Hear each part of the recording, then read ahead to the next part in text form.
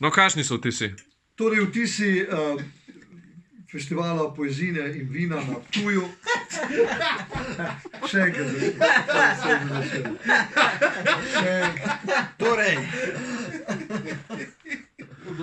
Festival poezija in vino. Ne pa ti Vlado povedal.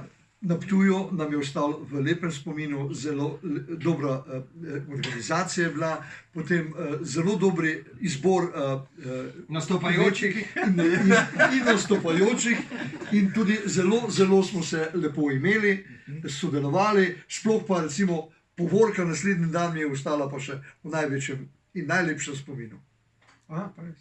Še povorka smo imeli. Točno. Ja. V glavnem lep koncert je bil, dobra vina, dobra večerja, super publika, še 3 prijatelji so prišli, delč nekateri celo, tako da super je bilo. Super, zaključek zabave tudi pol.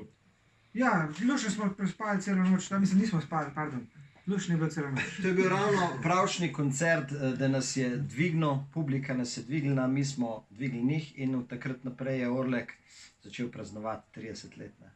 Štima. Lep pozdrav vsem.